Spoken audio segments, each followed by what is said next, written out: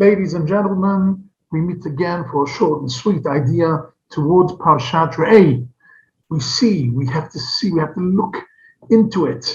And the way we look into it, we find it is the happiest Parsha in the Torah. Why is it the happiest Parsha in the Torah? Because 7 times in this Parsha, it tells us to be happy. I want to show you that each of these 7 times has a different focus. The first time, it says, Usmachtem, we have to be happy. What are we talking about? It's talking about being happy with our produce. The Mishnah in Pirkei Avot says that Ezu Ashir, Asamech Chalko, who is rich, a person who is happy with what he has. We should be happy with what we have. And if we're happy with what we have, then we can get to the second stage of happiness. What's the second stage of happiness? Second stage of happiness is where are we supposed to be happy? You have to be happy in Yerushalayim. If we're happy, we bring korbanot.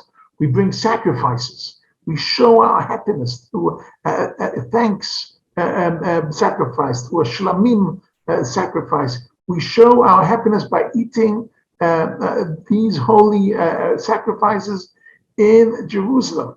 But that's only the second v'samachtem. The third smachtem points out, who do we eat this with? We have to eat this with our wife and children, and with our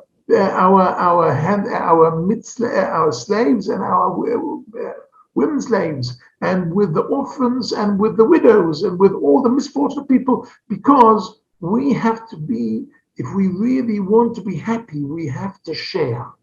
Ladies and gentlemen, I must tell you, we live in a world which is so self-centered, very self-centered. People have an iPhone and an iPad and an iRobot, and I am the center of the world. But that does not bring happiness. What brings happiness is I share.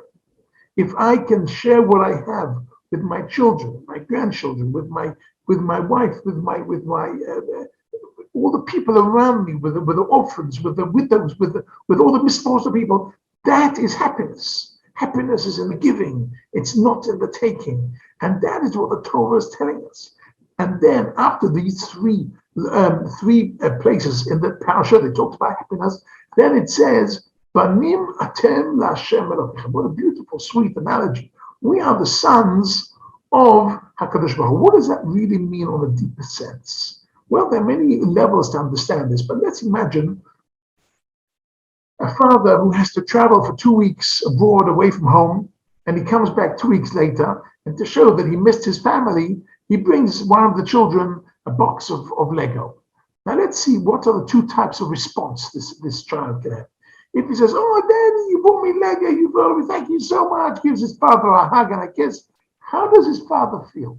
His father feels, well, he's really appreciative. Next time I'll also buy him something.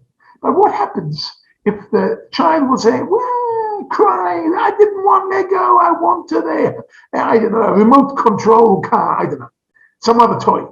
And he's crying, why you? So the father takes away the Lego as well. Says, I don't have the remote control car, I don't even have the Lego. Oh, I'm sorry, yeah, he cries and cries and cries. If we are happy with what Hashem gives us, He will give us more, because we are His children. That's on a simple level. But Or Chaim HaKadosh goes on a much deeper level. It says that even in the face of the highest tragedy, when people die, we shouldn't be so sad. Why? Because we are children of HaKadosh Baruch Hu. And after a certain time, He calls us back home to His home. And our neshama goes back to His home. And therefore, Banim atem la'Hashem Elokeichem. We, the Jewish people, are am skula, as it says in the following pasuk. We are invited back to His palace after 120 years. And therefore, the loss is only for us who have stayed behind. We're missing the person who's dead. But we are Banim atem la'Hashem Elokeichem. We're the children of HaKadosh Baruch Hu. Let's continue. We've got another 4 times in the Pasha that it says Sameach. What are the other 4 times? Well, the other 3 are quite easy. It's Pesach, and it's Shavuos, and it's Sukkot. So it talks about the 3 holidays that it says we have to yira'eh kol zchucha. We have to go in and go up to Jerusalem and be happy there. And we have to eat from our Masasheni money, and we have to be able to afford it. We have to show our happiness. Of course, those of you who have parents or have grandparents, you know when you go to visit your parents and grandparents, right? Not when you're sulking, but when you're happy, you want to show them. And those of you who are parents and our grandparents, when are you happy to see your children or your grandchildren? When they come in happy. When they come in sulking, you're not so happy to see them. So we have to come and we have to be happy. When we go to Yerushalayim and we eat the sacrifices, we should be happy. V'samachta b'chagecha. We have to be happy on all our 3 chagim, as it says in this week's parsha. And then what is the final time it says v'samachta?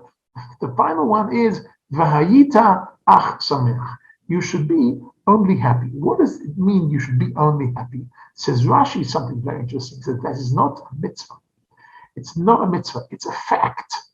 It's a promise that if you are happy in the right place, with the right sacrifices, sharing it with the right people, and you do it on Pesach and Shavuos and Sukkot, comes the 7th mention of being happy in this parsha, and says, if you do all these other 6 types of happiness, you'll be only happy for the rest of the year. Wishing you all a happy year and a good Shabbos.